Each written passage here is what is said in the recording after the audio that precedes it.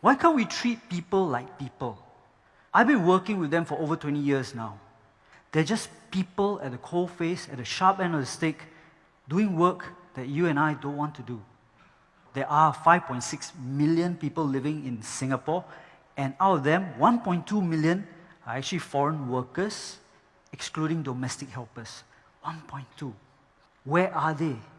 Do you see them at the fast food outlets, the coffee joints? You see, they earn about $14, $15 a day. And to do that, they have to take a loan of about $6,000 to $7,000 to pay an agent to come here and work. To pay off that loan, you need to work for 1.5 to 2 years. And that's, hopefully, you get to work every day. So they save what they can. And that means they cook their own food, if they can. There's some dormitories, they will not allow you or them to cook food.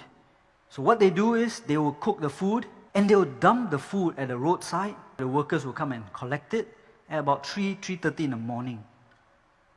Some workers come out earlier, and they help to put the food on structures so that the dogs, the cats, and the rats don't get to it. What they've taught me is frugality.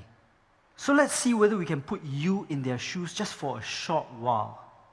Every day, you have to wake up at 4 o'clock in the morning to prepare your meal, breakfast and lunch, and then be downstairs by about 5:30. You're late, you get cut a salary.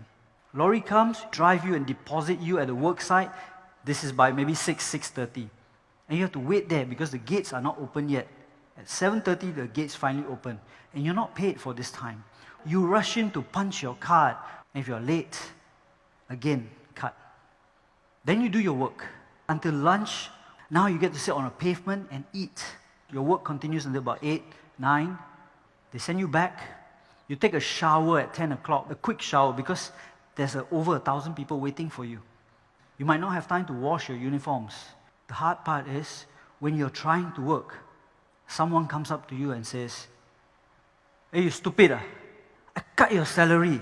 Because there are times that you don't know how to work, that you don't know certain things. Then when you take public transport, total stranger will cover their nose or walk away and pull their kids away. And you can't say anything. All these workers are very afraid of losing their jobs, so they keep quiet. See, it takes a lot for them to do what they do for 2 years. What they've taught me is resilience. They might not see their kids' first smile, first words, or first time that they walk. And some of them don't see when their parents pass away. And as a man, you take it, you keep it, because you don't want to worry your family. Just like some of you go for NS or your studies, when parents ask you, "How is everything?" you will lie, because you don't want someone else to worry. A long time ago, I had a project called Robertson Walk, and I had 2 workers, Anthony and Raja. So they came to me one day and said, "Boss, can we use the show flat?" I said, "Okay, sure." So on a Saturday night, for the first time in my life, I saw them clean. Best suit, even comb their hair. And they had this old camera where you put the film inside and turn. Raja would pretend to cook in the kitchen. Anthony would take pictures. And then they'll swap. Then they'll sit on the couch and watch the fake TV. And then they'll swap. And I asked them, "Why are you going through all this?" Then they said, "So we can send the photos to our mothers so that they won't be worried." But I knew exactly where they lived. They lived in the basement 2 car park of a building under construction. 180 workers in a car park with plywood walls, dirt and mud on the floor. And yet they were telling their parents they are good. What I learned from them is sacrifice. I've never admitted this anywhere, but my father was a migrant and he was uneducated. Then he became a Singapore citizen before I was born. My father worked 2 jobs, bus driver and security guard. He would come home once a week to change his work clothes. I can tell you, kids are mean. They used to disturb and say, "Hey, your father's smelly. He rides a bicycle. Why no money?" Yeah, he didn't. He would save everything for us, just like these workers do. And I was a kid listening to this. I was embarrassed by him.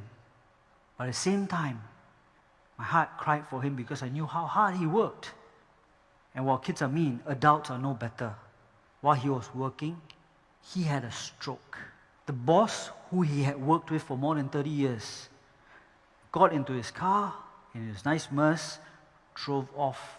I can tell you, it is very hard to miss a human body. The only reason he survived was there was a group of workers who rushed over and said, "Uncle, are you okay?" And they called for an ambulance, and they stayed with him. You've probably also seen reports or photos on the internet where a worker helps an elderly cross the road. Then there was one, not too long ago, where a toddler was dangling from the 3rd floor balcony. And everybody was busy taking photos. And these 2 workers came out of nowhere, climbed the outside of the building, saved the toddler, came back down on the outside, left. They might be less educated than you, but they can care. They might have less than you, but they have a heart. What they taught me was empathy. I want to teach my kids to respect others and treat people the way they should be treated. We say that we're civilized, we're first world, but at the same time, we judge, we label, without understanding. Yes, I understand they are just workers, but here might be an idea worth spreading. Can we start treating these workers and everyone around you as fellow human beings?